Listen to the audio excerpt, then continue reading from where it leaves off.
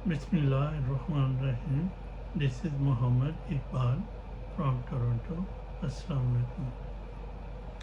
آج جناب ہم تھوڑی بات کرتے ہیں کہ پاکستان کی تاریخ میں کون سے اہم مواقع آئے جہاں پاکستان چینج ہو سکتا تھا. یوں تو ہم شروع سے یہی سنتے آئے ہیں کہ پاکستان نازک دور سے گزر رہا ہے. ہمیں شروع سے اسکولوں میں مطالعہ پاکستان میں یہی پڑھایا گیا کہ پاکستان نازک دور میں گزر رہا ہے اور افواج پاکستان، مجاہد پاکستان جو ہمارے جرنیل ہوتے ہیں یہ بڑے مجاہد ہوتے ہیں اور ہماری فوج نے ہمیں بچایا ہوا ہے. ہم یہی پڑھ کر جوان ہوئے اور اب بوڑھے بھی ہو گئے. لیکن آج ہم تھوڑا سا اپنی تاریخ کو ریوزٹ کرتے ہیں اور جو میری نظر میں کہ جو اہم مواقع رہے جو ہم نے کھو دیے، اور جیسے کہ وہ انگلش میں کہتے ہیں کہ every crisis has its own opportunities, کہ ہر بحران جو ہے وہ اپنے ساتھ کچھ اپرچونیٹیز، کچھ مواقع بھی لے کے آتا ہے.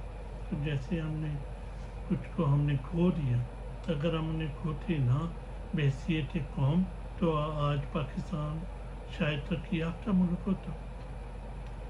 میری نظر میں سب سے پہلا موقع تھا جب جنرل ایوب کا دور تھا، جب اس نے آپریشن جبل ایٹر کیا، جب اس نے 1962 میں جو انڈیا اور چائنا کی وار ہوئی اس میں کشمیر حاصل کرنے کا موقع تھا وہ کھو دیا.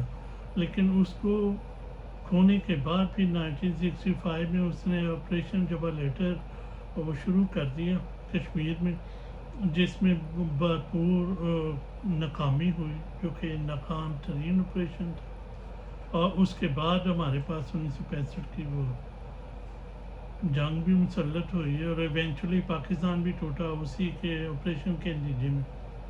تو جب جنرل ایوب کا زوال ہوا، جب اس نے وہ تاشکند کا معاہدہ کیا اور اس کی وجہ سے جو گوہر ایوب اس کا ایک بیٹا تھا، اس کا کوئی بزنس کا کوئی آئے، اس کے کوئی سکینڈل آئے، وہ کچھ چینی کا بحران چلا، چینی مہنگی ہو گئی. تو اس دور میں وہ ایوب کتا، ایوب ہائے ہائے کے نعرے لگے اور اسے جانا پڑا. تو اس وقت جو بھٹو کا رائز ہوا، جو عوام کا ایک مومنٹم بنا فوجی حکومت کے خلاف، تو اس پہ اگر قوم جو ہے وہ احتساب کر دیتی ہے ایوب کا، تو وہ شاید آئندہ آنے والی جو تھی ہماری یہ جو ملٹری انٹرونشن جو ہوتی رہی وہ شاید نہ ہوتی. یہ ایک دور ختم ہو گیا. یہ موقع میری نظر میں یہ ایک موقع تھا. اس وقت اگر جب ایوب کو ڈسمس کیا گیا تو ساتھ اس کا احتساب بھی ہو جاتا تو پاکستان شاید چینج ہو جاتا. اس کے بعد پاکستان ٹوٹ گیا جناب، 1971 آ گیا. اس کے بعد اس میں ایک کمیشن بنا، حمود الرحمان کمیشن، جس کا تھا کہ پتہ چلایا جائے کہ پاکستان کے ٹوٹنے کے اسباب کیا تھے اور پاکستان کے توڑنے کے ذمہ دار کون لوگ تھے. اب ان لوگوں اگر اس رپورٹ کی سفارشات پہ عمل کر کے پاکستان کے ملٹری آفیسرز جو پاکستان کو توڑنے کے موجب بنے اور جو پاکستان کے سویلین لیڈرشپ تھی، اگر ان کا احتساب ہو جاتا تو بھی پاکستان کسی نئے دور میں داخل ہو کے ترقی یافتہ ملک بن جاتا. اس کے بعد اب فاسٹ فارورڈ ہم کرتے ہیں، اب جنرل باجوہ کا دور آ گیا. اس کو ایک امریکہ سے سائفر آتا ہے جس میں امریکہ حکم دیتا ہے کہ جناب آپ نے سٹنگ پرائم منسٹر کو ہٹا دو، اور اس کی اگر تم ہٹا دو گے تو ہم تم لوگوں کو معاف کر دیں گے، اگر نہیں ہٹاؤ گے تو بڑے کانسیکوینسز ہوں گے. پاکستان کی فوج اس سائفر کے حکم نامے کے سامنے سرنڈر کرتی ہے، نہ صرف اس کا حکم مانتی ہے سازش کر کے ساری اپوزیشن کو اکٹھیاں کرتا ہے آدمی چیف، اور جو نو کانفیڈنس کی جو موو ہے وہ ٹیبل کرتے ہیں اسمبلی میں، اور پاکستان کی گورنمنٹ کو، الیکٹڈ گورنمنٹ کو امریکی حکم پر سازش کر کے گرا دیتے ہیں۔ اس گرانے کے بعد اگلی رات کو جو پاکستان کی عوام سڑکوں پر نکلی ہے وہ ایک تاریخی موقع تھا۔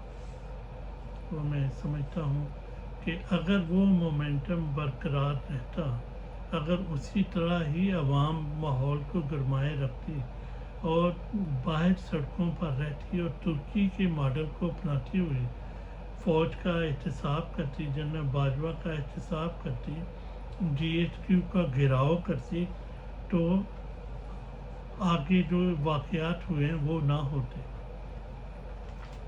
اس کے بعد جناب سپریم کورٹ کو اللہ تعالیٰ نے ایک اتنا پیارا موقع دیا جو کہ ہم نے گنوا دیا۔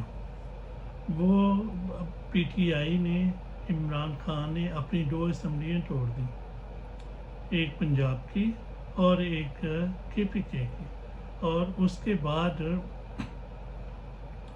سپریم کورٹ کے میں بال چلے گئے کہ یہ 90 ڈیز میں اسمبلیاں ٹوٹنے کے بعد الیکشن ہونی چاہیے دونوں اسمبلیوں میں 90 ڈیز کے بعد، اور معاملہ چلا گیا سپریم کورٹ کے پاس۔ تو سپریم کورٹ کے پاس ایک بہترین موقع تھا اپنی ساری پچھلی غلطیوں کو سدھارنے کا، کہ وہ جناب آئین کے ساتھ کھڑے ہو جاتے اور فیصلہ کر دیتے، نہ صرف فیصلہ کرتے بلکہ اپنے فیصلے پر عمل درآمد کراتے ہوئے دونوں اسمبلیوں کے انتخابات 90 ڈیز کے اندر کروا دیتے تو پاکستان تبدیل ہو جاتا، سارا کچھ ہو جاتا۔ اس کے بعد آ گیا جناب عاصم منیر صاحب آ گئے۔ اب عاصم منیر صاحب کے ساتھ ایک بہترین موقع تھا ان کے پاس کہ جنرل باجوہ نے جو غلطیاں کی ان کا انہیں پتہ تھا، انٹیلیجنس رپورٹس ان کے پاس آ رہی تھی، اور پاکستان کے عوام کیا چاہتے ہیں انہیں پتہ تھا، سارا کچھ انہیں پتہ تھا۔ ان کے پاس بہترین موقع تھا پاکستانی قوم کا مسیحا بننے کا، لیکن آپ نے ضائع کر دیا۔ آپ نے جنرل باجوہ کی پالیسیوں کو چلاتے ہوئے آگے وہ 9 مئی کر دیا، 9 مئی کر دیا، کریک ڈاؤن کر دیا، پاکستان کی سب سے بڑی پولیٹیکل پارٹی کو توڑ کے رکھ دیا، تتر بتر کر دیا۔ اور اس کے بعد پھر یہ الیکشن ہو گئے، اور الیکشن کے اوپر اتنی بڑی دھاندلی کر دی جس کا کوئی حساب نہیں ہے۔ پورے پی ٹی آئی نے کلین سویپ کر دیا، پورا الیکشن جیت لیا۔ اتنی پابندی، میرے پاس ٹائم نہیں ہے زیادہ، نہیں تو میں ایک ایک سٹیپ کے اوپر کس طرح ظلم اور جبر کیا، کس طرح پی ٹی آئی کا انتخابی نشان چھینا، اور کس طرح لوگوں کو الیکشن لڑنے سے روکا گیا پی ٹی آئی کی طرف سے، وہ میں ڈیٹیل میں بتاتا ہوں ورنہ وہ ویڈیو لمبی ہو جائے گی۔ تو اس کے بعد جناب وہ اس کے باوجود، اس ظلم اور جبر کے باوجود پی ٹی آئی الیکشن جیت گئی، 2/3 میجارٹی کے ساتھ 180 نشستیں جیت گئی وہ فارم 45 کے مطابق۔ لیکن فوج نے اس حکم کو ماننے، عوام کے اس حکم کو، عوام کے اس فیصلے کو ماننے سے انکار کر دیا۔ اگر وہ عوام کا فیصلہ مان کے نافذ کر دیا جاتا تو پاکستان پھر بھی چینج ہو جاتا، لیکن وہ نہیں مانا۔